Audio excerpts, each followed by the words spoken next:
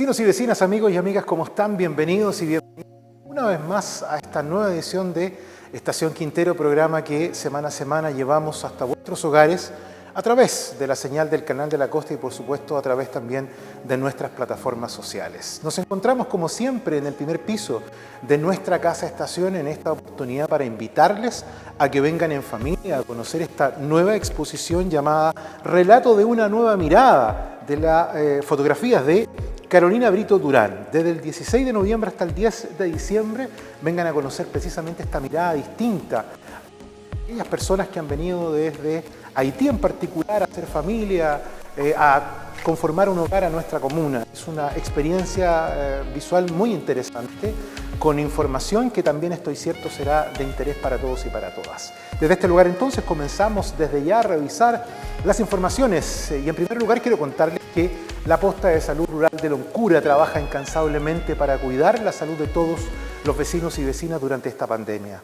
Pero aún así es tarea, usted ya bien lo sabe, ¿no? De todos y de todas, seguir cuidándonos, manteniendo las medidas sanitarias para de esta manera evitar nuevos contagios en nuestra comuna. Ahora que usted bien lo sabe, lamentablemente hemos retrocedido a fase 2.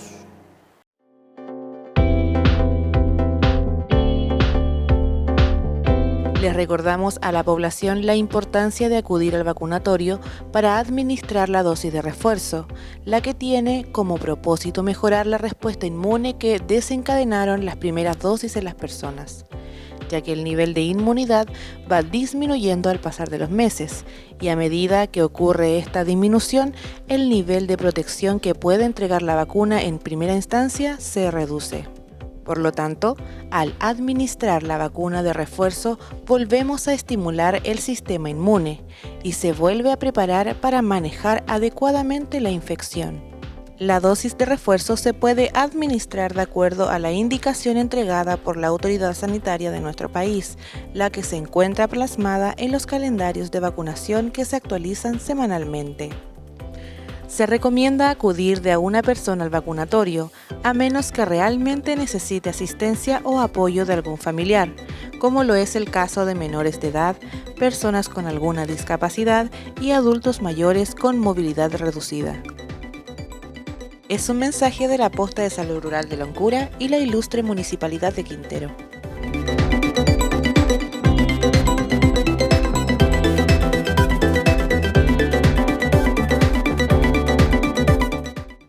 Queremos contarles a esta hora que el día viernes recién pasado comenzó la investigación arqueológica del plan de recuperación de la Puntilla San Fuentes, la cual, recordemos, pretende encontrar vestigios sobre los materiales y herramientas de construcción del castillo, así como también restos de antiguas civilizaciones que hayan podido habitar en este sector de la península.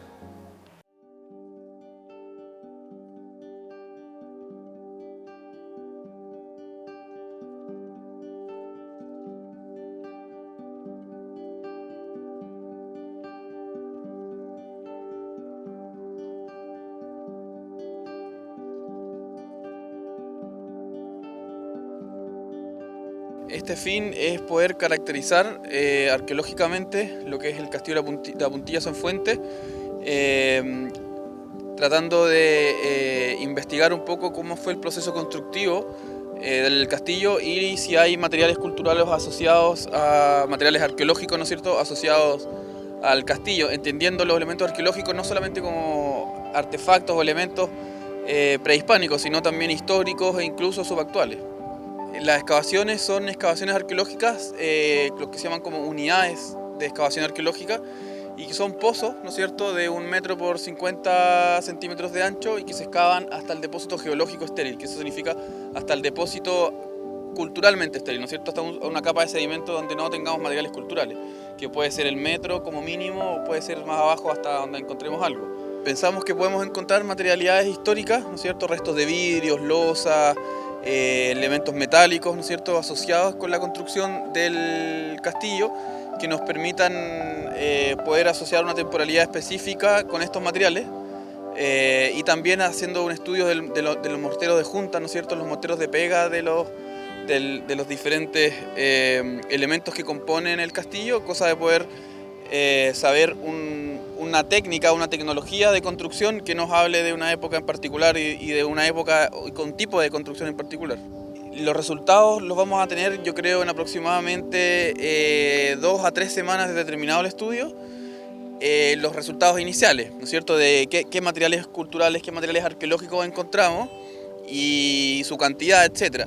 Pero los análisis especializados en laboratorio, como para el análisis de los análisis químicos, ¿no es cierto?, de los tipos de mortero utilizados, o los análisis mismos de laboratorio de los materiales recuperados, eso tarda un poco más, yo creo, un par de meses al menos.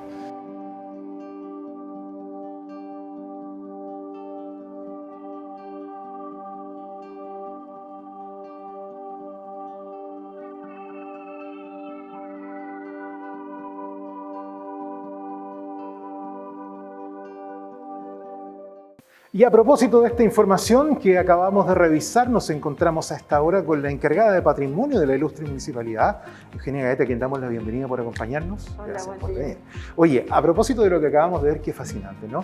Tú tienes la información, no hemos querido, ni yo ni nadie del equipo, saber todavía cuáles son estos descubrimientos que se realizaron a partir de esta experiencia del día viernes recién pasado. Sabemos que tú tienes la información y queríamos precisamente preguntarte, bueno, ¿qué ocurrió después de esto? ¿Qué descubrimos? Bueno, fueron 3 días intensos.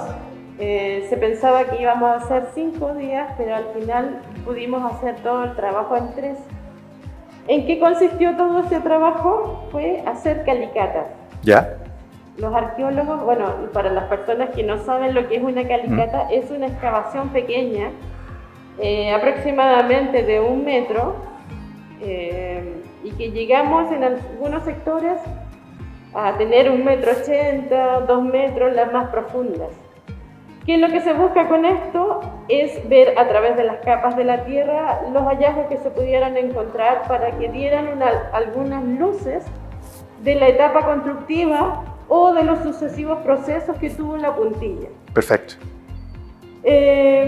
Si bien es un trabajo que nosotros o los arqueólogos están acostumbrados a encontrar osamentas, y etcétera, etcétera, la nuestra fue mucho más sencilla. No apareció tanto. ¿Ya? Pero sí datos útiles para nosotros como los que estamos trabajando en el proyecto. Ok.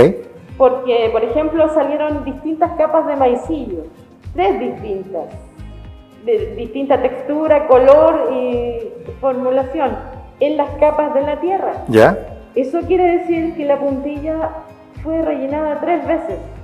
Ah, mira. ¿Ya? Perfecto. Así que seguramente las primeras etapas, el torreón nos llegaba hasta la cintura, hasta el pecho, hasta quedar completamente de pie sin ningún borde. ¿Ya? Esos son datos que a nosotros nos sirven para el trabajo de restauración. Ahora a lo mejor el común de la gente lo va a encontrar fome. Es un dato fome. Sí, es un dato fome. Pero útil para los efectos. Para estos efectos es útil. Ahora, disculpa, ¿podemos ya empezar a aventurarnos con una fecha de construcción de la puntilla Sanfuente? Yo creo que todavía nos falta. Ok. ¿Ya? Porque a pesar de lo que yo te digo, Sí. las excavaciones fueron alrededor de 26 en distintos lugares de la puntilla. Entonces, en la explanada encontramos estos del maicillo. En los bordes encontramos restos, por ejemplo, óseos, pero de animales que estaban cercenados, digamos, que estaban faenados. Lo cual hace ver de que la gente iba a tirar muchos desechos alrededor. Históricamente, no le estoy echando la culpa a nadie, Claro. pero siempre han estado haciendo ese movimiento ahí. Otros son por efecto de las aguas lluvias en las quebradas. Y ahí, en la quebrada del agua lluvia, es lo que a mí más me llena, porque ahí aparecieron los restos de una vasija aproximadamente de la cultura Bato. Wow. Esto quiere decir que ese lugar fue un asentamiento de la cultura Bato previo a la construcción de la puntilla. Ya. Por eso están mucho en las capas de muy abajo. Si bien no es un cementerio, no es un lugar así, porque al parecer los batos iban, pescaban, recolectaban, consumían sus mariscos, pero parece que vivían en otro lugar. ¿Ya? Es lo que se muestra a través de los hallazgos que aparecieron. ¿Es posible inferir tal vez que la puntilla se haya construido en ese lugar precisamente porque era un asentamiento, o aquí son coincidencias, eso se construyó, el castillo me refiero, porque era un lugar atractivo desde el punto de vista de ser un mirador natural, qué sé yo. Según lo que yo he investigado, ¿Ya? es por el atractivo natural que tiene el lugar. Si bien sí pensamos de que los mismos vatos, porque recuerda que en 1872 Benjamín Vicuña Maquena todavía habla de los vatos puros. Entonces es muy probable que allí en ese trabajo haya habido mucha mano de obra de nuestra comunidad. Ahora, tú me decías, las conclusiones no son determinantes, definitivas. ¿Se pretende volver a repetir esta experiencia de trabajo arqueológico o esto ya queda hasta acá? No, los arqueólogos ya hicieron su trabajo. Ok. ¿Ya? Lo que nosotros estamos esperando ahora son el detalle. Ya. O sea, ¿a qué conclusiones llega este estudio, estas cosas que nosotros encontramos? ¿A qué data corresponden aproximadamente? Y ese informe lo tienen que entregar los arqueólogos, porque nosotros hicimos sobre la marcha. Hubo calicatas que estaban pensadas para un sector, pero en el momento tomamos la decisión de correrlo para otro sector, porque si ahí al lado no había salido nada, era muy probable que en este otro lado tampoco estuviera nada. Entonces designamos un segundo lugar para ir viendo, porque es todo como un mapeo, ¿entiendes? Y a nosotros los quinteranos nos sirvió para ir conociendo mucho de eso. Fíjate que incluso en lo que nosotros vemos como desperdicio, de hecho los arqueólogos lo dicen, la arqueología moderna se ve a través de los desperdicios. ¿Por qué? Porque tú encuentras un pedazo de vidrio, por ejemplo, los arqueólogos también lo vieron, pero hay vidrios que tienen burbujitas por dentro.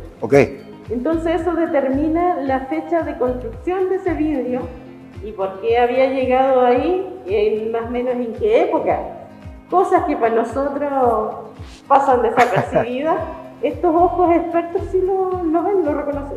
Yo te quiero hacer una pregunta que la han hecho algunos vecinos y que pareciera de absoluta obviedad, pero no es tal. Mira, ¿por qué, según tu criterio, se construye eso ahí? En el fondo, ¿qué hace que una persona llegue y levante un castillo en un lugar de una comuna, hermoso por lo demás, pero con una intención que uno podría confundir entre el romanticismo, según uno escucha los mitos y las leyendas? Esto tenía una intención arquitectónica, tenía una intención estratégica.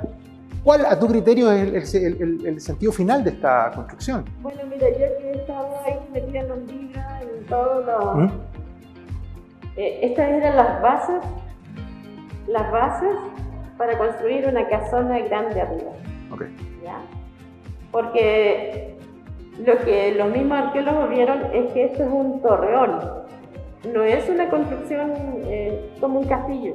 No tiene cielo, no tiene, técnicamente no tiene las condiciones solamente de contención. ¿Ya? Entonces es muy probable que hayan sido las bases para una futura casa. Perfecto. Y finalmente, ¿qué es lo que viene a propósito ya de este descubrimiento? Tú me dices que hay que esperar los análisis y bueno, después continuar con las etapas de esta recuperación. Todo esto va a ser un proceso lento. El tema de las recuperaciones son procesos lentos. Quizás este proyecto es a 4 o 6 años. Pero vamos bastante adelantados con el tema de esto de que hayan venido los arqueólogos a examinar el entorno. Ya vamos a tener la fecha aproximada de construcción. Y ese día, uno de esos días que estuvimos trabajando ahí, llegó la conservadora, la que tiene la misión de ver las formas de recuperar las fachadas. Y habían cosas tan interesantes como que ella decía que si nosotros restauramos las piedras, por ejemplo, las piedras modernas tienen otra colorización, no como las piedras antiguas. A pesar de ser la misma piedra, en el castillo ya están oxidadas, ya están envejecidas, y las que nosotros pudiéramos poner están blancas. Entonces, nos decían, bueno, eso hay que someterlo a criterio. ¿Ustedes quieren que se note la piedra actual con la antigua o quieren que todo quede homogéneo y del mismo tono? Interesante determinación, ¿no? Esas son cosas, detallitos pequeños. Lo arquitectónico versus lo patrimonial, finalmente. ¿Qué haces a criterios? Claro, y yo, bueno, me encanta ver que la gente participe, sobre todo en este proceso, en estas tomas de decisiones, porque lo que nosotros vamos a hacer con todo este proyecto, con toda esta gestión, no es para mí, no es para tus hijos, no son para tus nietos, son para muchas generaciones más. Y todo lo que nosotros podamos hacer en cuanto a investigación, evidencias, exámenes, etcétera, etcétera, esto va a quedar material para las posteriores generaciones que vengan y que van a poder conocer la puntilla de San Fuentes. Te agradecemos enormemente que hayas venido, te felicitamos y dejamos el mejor de los éxitos y te vamos a comprometer a que en un futuro, cuando tengamos más antecedentes, puedas venir y acompañarnos y podamos también contarle a la gente en qué va esta recuperación. Aquí somos todos partícipes, eso es lo que quiero yo, hacer un llamado a toda la gente. Por favor, acérquense, disfrútenlo, participen, pregunten. La puntilla de San Fuentes es un proyecto tan bello para la comuna y que estamos trabajando para ser declarado monumento, pero cada uno de ustedes tiene un rol protagónico en este proyecto, así que los dejo invitados a todos a participar. Somos mucha gente. Claramente. Sí.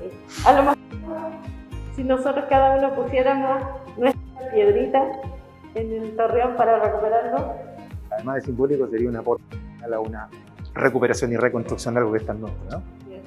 Muchas gracias una vez más por venir, Euge. Yo te quiero también al mismo tiempo invitar a que te quedes, porque este quintero mágico, este quintero lleno de patrimonio, de riquezas, de atractivos, también una serie de aspectos más bien ocultos, más bien, ¿cómo diríamos?, misteriosos, si usted lo quiere. Y fíjese que a propósito de lo que acabo de decir, el pasado viernes se estrenó la tercera edición de nuestra revista cultural Bahía, que en esta ocasión nos presenta precisamente esta comuna como un mundo realista y mágico para conocer los misterios que se esconden en los mitos y las leyendas que circulan por esta comarca.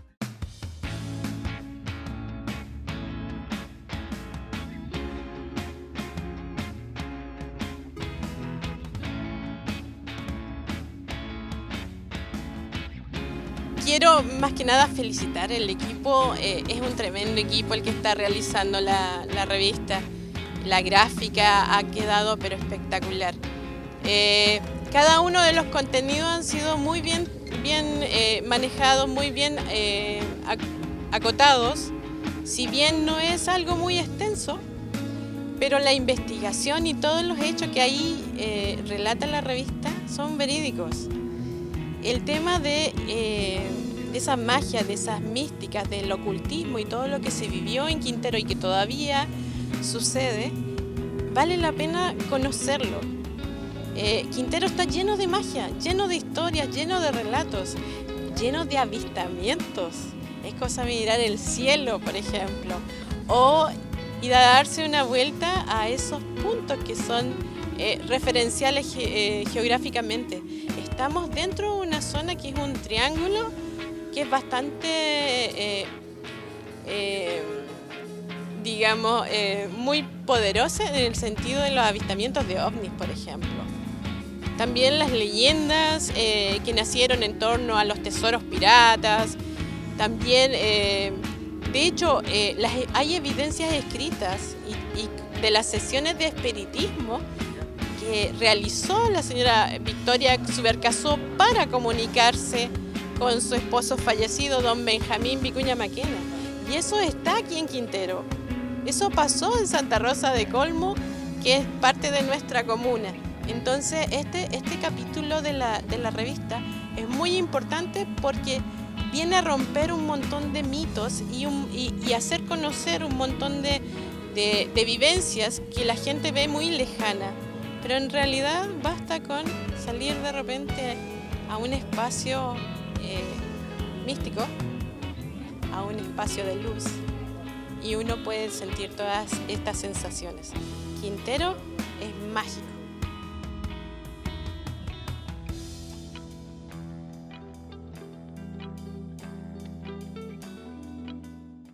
Y en otro ámbito de la información, quiero comentarles que el último Consejo Municipal se llevó a cabo en Vallalegre para recoger precisamente las necesidades de los vecinos de nuestros sectores rurales, sobre todo en la temática de escasez hídrica, que es algo que sin lugar a dudas les está afectando. Además, se analizaron temas relativos a la pandemia, en que destaca la renovación de la ordenanza municipal para el uso obligatorio, ponga mucha atención, de mascarilla. Es una modalidad que hace mucho rato quería las personas rurales, creo que era muy necesario hacer esto.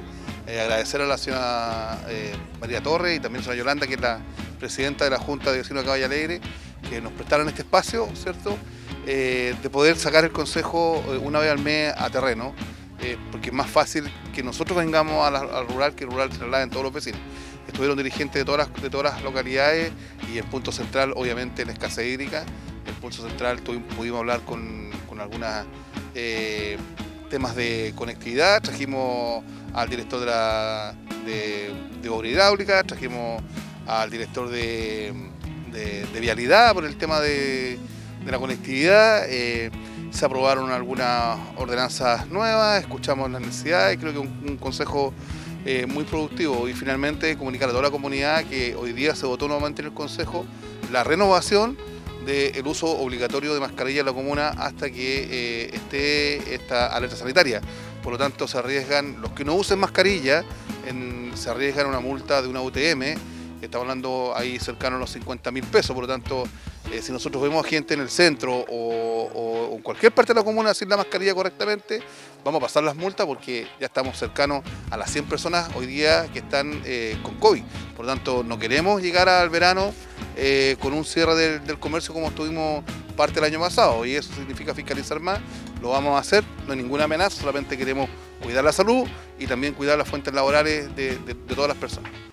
En el reportaje de esta semana queremos presentarles la historia de Inés Amarinta Donoso, una destacada pianista oriunda de Quintero que por sus estudios abandonó nuestra comuna precisamente a temprana edad, pero que ahora está de vuelta para mostrarnos todo su talento y reconocido no tan solo en nuestra comuna, sino también en el país. Y por qué no decirlo de forma internacional, en Venezuela, por ejemplo, en donde vivió por más de 40 años. Pongan mucha atención.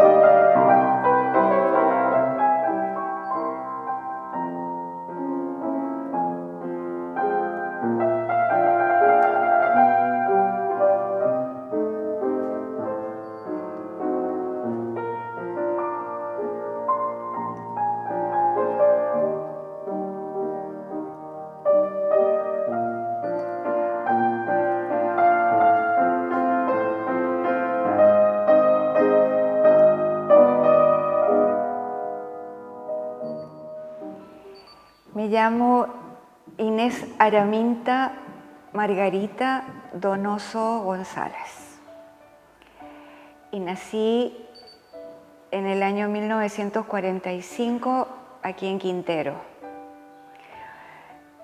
Vengo de una familia que llegaron por el ferrocarril, porque mi abuelo era como capataz del ferrocarril, y compraron el Hotel Quintero de acá. Entonces compraron el hotel alajado completo y había un piano allí, un piano alemán maravilloso, que todo vertical. Bueno, dentro de eso mi abuelo tuvo sus hijos, y en eso mi padre, uno de los hijos, tocaba un poquito, tenía buen oído y él sacaba cosas en el piano, melodías. Y yo crecí allí hasta los 4 años y medio y mi juguete era el piano. Me sentaba al piano a jugar, mi papá me enseñaba ciertas cosas con los deditos, en fin.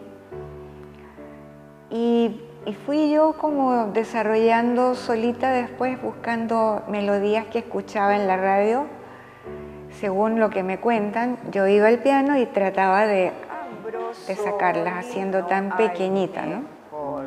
En ese entonces vino a veranear al hotel una familia, la familia del presidente, no era la familia, era la secretaria del presidente de la República de esa época.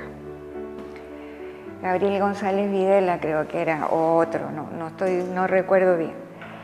Y vieron a esa niñita tocando el piano y se quedaron admirados de lo que yo hacía, o sea, tocaba con las dos manitos, me acompañaba, sacaba unas melodías y dijeron, esta niñita es un prodigio, no puede quedarse aquí.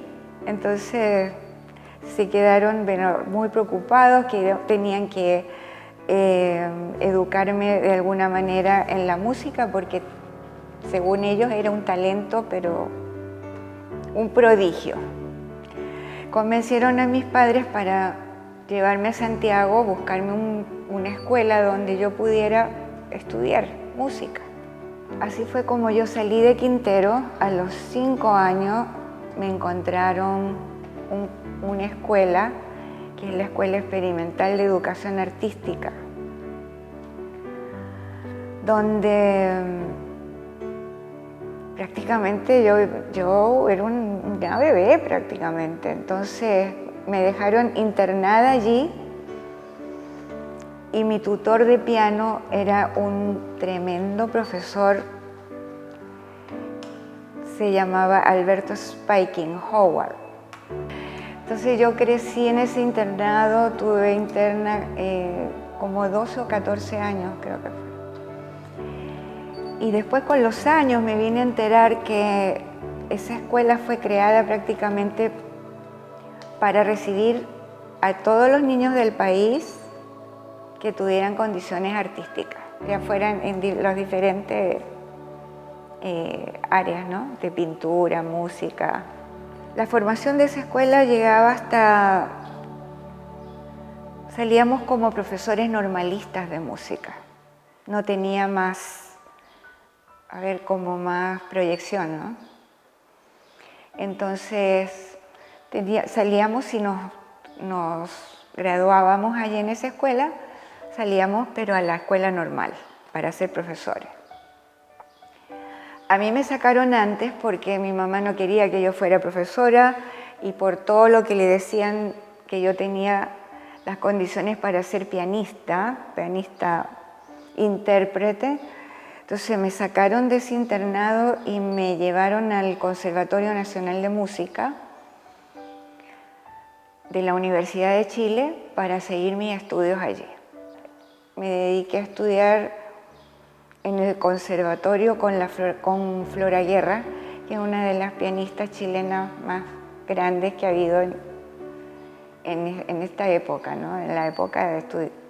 Luego de tener esos 4, 5, 6 años de conservatorio, ya las cosas en Chile empezaron a cambiar políticamente, dieron un vuelco, bueno, y yo estaba, quizás fue unos poquitos años antes, estaba ya en el conservatorio y estaba yo como inquieta por viendo la parte folclórica, porque todos mis amigos estaban en conjuntos folclóricos y yo metida en el conservatorio estudiando piano sola. Yo decía, no, yo tengo que conocer el mundo también un poquito.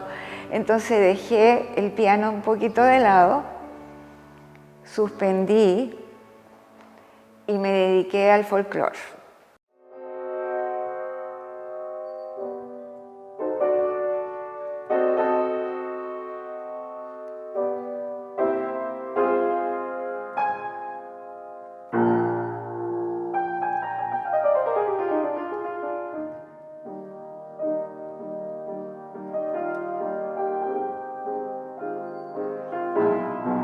Pertenecía al grupo Lonqui, era revolucionaria.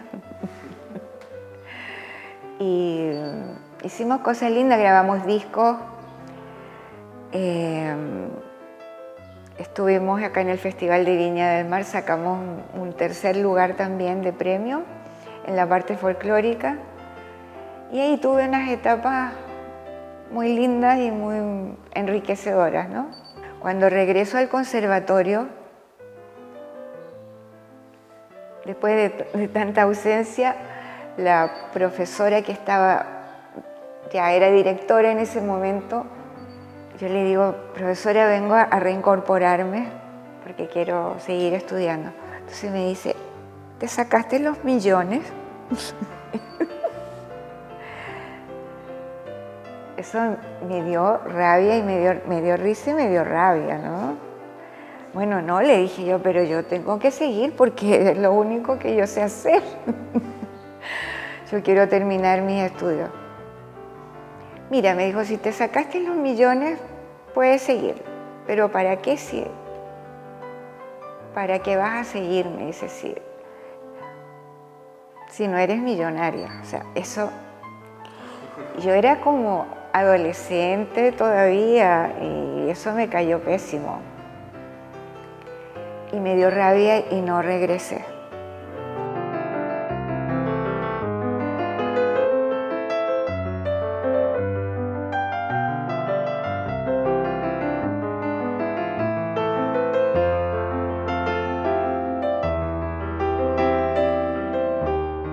Conocí a un venezolano que estudiaba en Chile, me casé y me fui a Venezuela.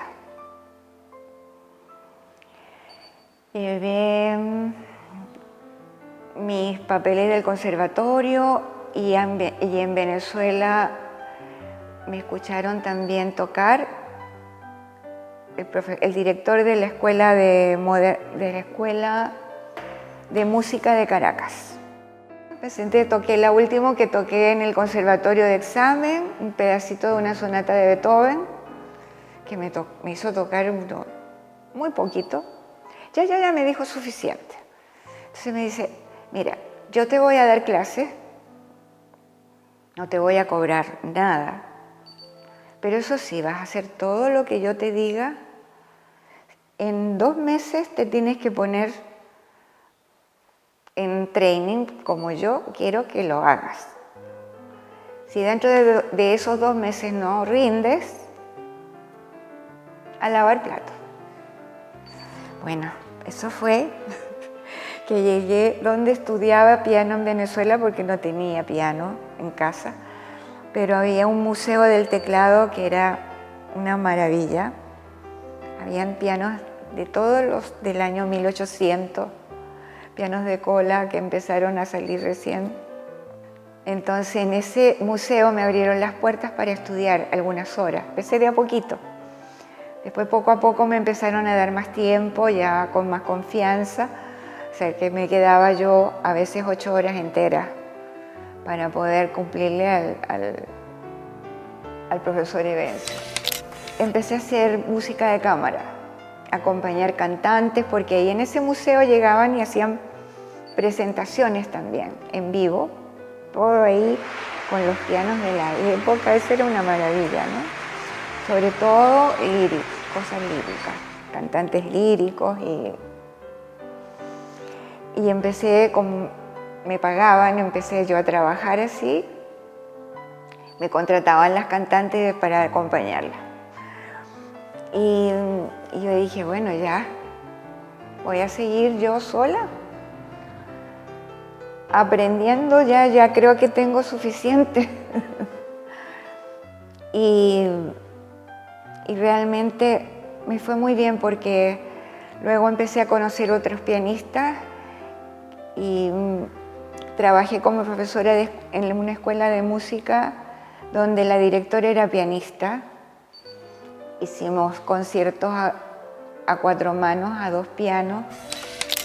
Iba de un recital en ese museo del teclado sola como solista.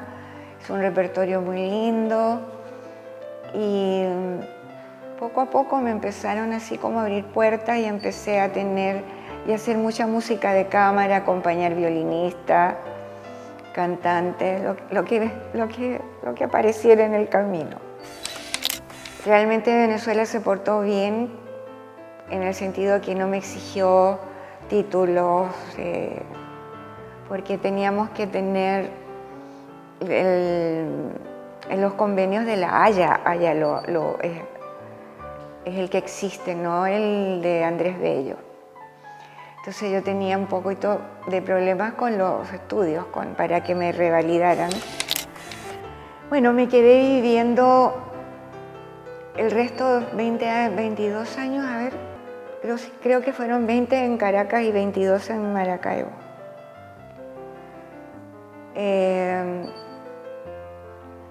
Ya acá Venezuela, hace 8 años atrás, empezó ya la decadencia total políticamente hablando, ya empezó el desastre, pero total.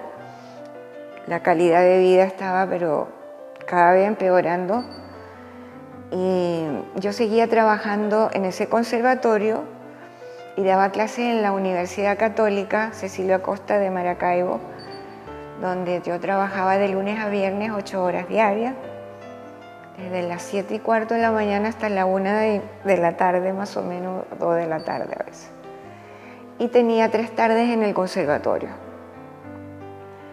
Entonces se fue decayendo todos los sueldos, o sea, los suelditos ya no nos alcanzaba a nadie. Sin embargo, yo recibí una pensión allá que era excelente cuando Chávez salió como presidente, pero ya toda la calidad de vida, y mi madre que empieza a enfermarse acá y a llamarme mi hermana, que ella está agotada, cansadísima, bla, bla, bla. Y eso fue lo que me hizo regresar a Chile, la salud de mi mamá.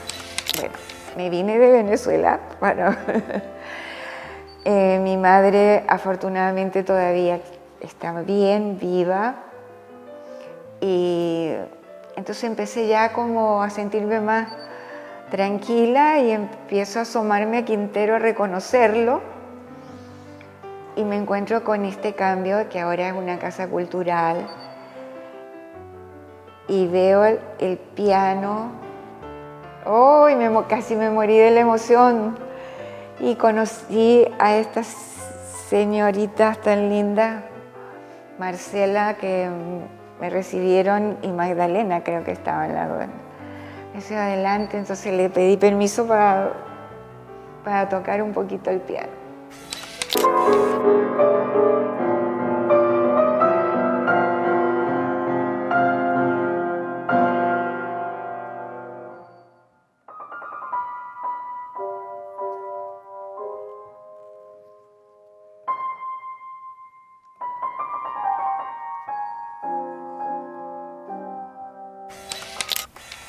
Claro, bueno, en fin, y entonces, bueno, desde ahí la vine bueno, no todos los días, pero sí vine bastantes veces a tocar porque no tenía piano. Estaba también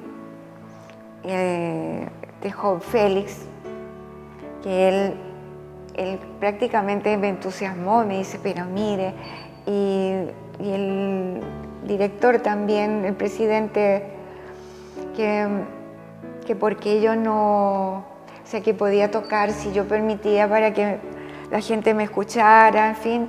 Y yo sí, yo estoy a la orden. Y poquito a poco Félix, bueno, se dio cuenta que tocaba bastante, entonces me ofreció para que me incluyeron en los programas para el Día del Músico, creo que fue la primera vez. Y otras presentaciones así aquí internas en la sala, o sea, una exposición como música de fondo.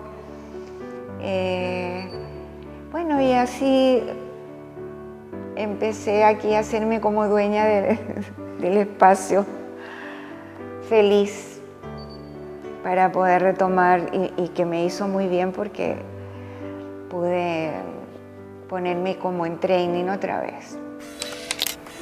Bueno, la música para mí es como una parte de la vida, de mi vida, que tengo que tenerla siempre conmigo. O sea, tengo que sentirla, tocarla o escuchar música, porque es parte, sí, me formaron desde chiquitita a los 4 años y medio y yo siento eso, que es como parte de mí. Yo no puedo estar, si paso una semana sin tocar, por ejemplo, yo me siento muy mal, o sea, me hace falta, es como el aire. Me hizo madurar mucho, crecer, entender, bueno, de todos los estudios, de tantos compositores que uno hace y que cuando es niña uno ni sabe lo que es prácticamente, sino lo hace como un poquito por obligación, ¿no? Estudiar las sonatas, todas las partituras. Pero con el tiempo y lo que empieza uno a crecer y a madurar, esa madurez es como, tiene un precio maravilloso porque, bueno, es que conoces cada compositor, cada época, es como, le conoces como el alma a todos esos señores que hicieron esa música tan hermosa. Y te lleva a otro nivel de, digamos, de energía, ¿no? Sí, eso es lo que... Y para los jóvenes que están estudiando, que quieren... Para todos los jóvenes en general que van creciendo y que van llegando a este mundo, creo que es muy importante que tuvieran un espacio para estudiar un instrumento o algo de música, que sí, yo pienso que de verdad eleva todo, eleva los sentidos, eleva el espíritu. Eres, digo yo, que mejor persona. Te abre a otras sensibilidades, sientes sobre todo la sensibilidad, la agranda, la dilata, sí, pero y enriquece mucho realmente el alma, el espíritu y te hace mejor persona.